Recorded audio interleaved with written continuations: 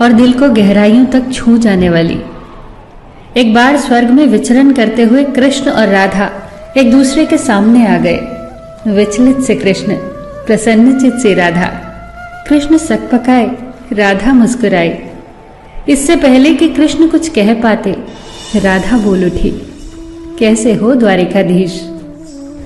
जो राधा उन्हें कान्हा कान्हा कहकर बुलाती थी, उसके मुख से द्वारिकाधीश का संबोधन कृष्ण को भीतर तक घायल कर गया।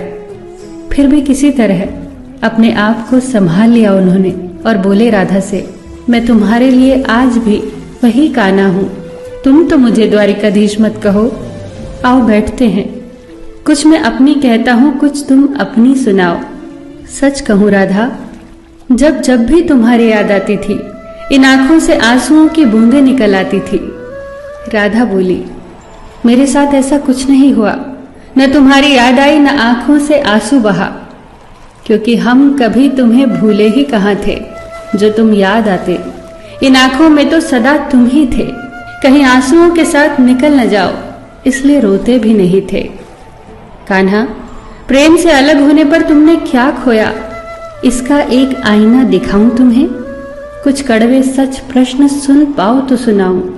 कभी सोचा है इस तरक्की में तुम कितने पिछड़ गए। यमुना के मीठे पानी से जिंदगी की शुरुआत की और समुद्र के खारे पानी तक पहुंच गए।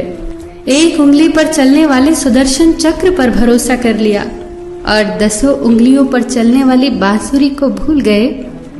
कान्हा, जब तुम प्रेम से जुड़े थे तो जो उंगली गोवर्धन पर्वत उठाकर लोगों को विनाश से बचाती थी, प्रेम से अलग होने पर वही उंगली क्या क्या रंग दिखाने लगी।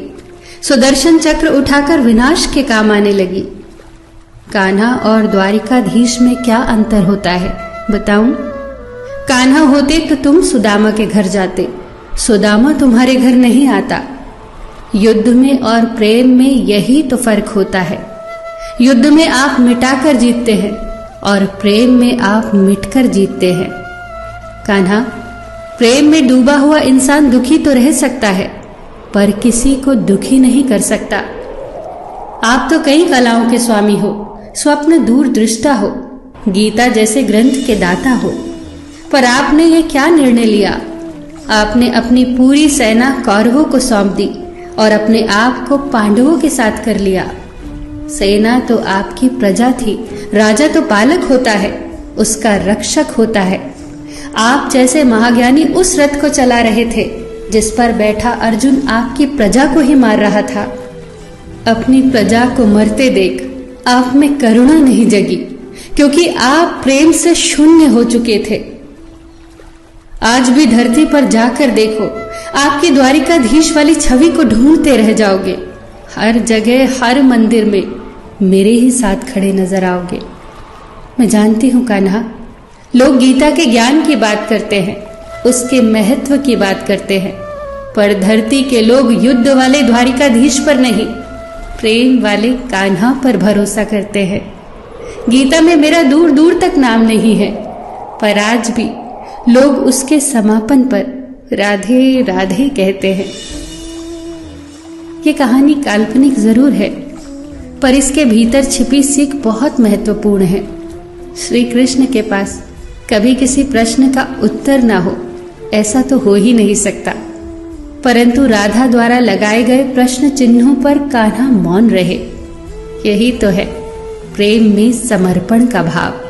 पराक्रम में हमें हर किसी को हराना होता है, तब भी हम जीत कर भी हार जाते हैं, परंतु प्रेम में एक ही कईयों का दिल जीत लेता है।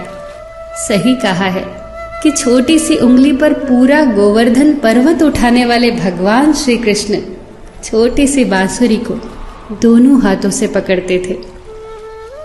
फिर मिलेंगे दोस्तों अगली कहानी के साथ।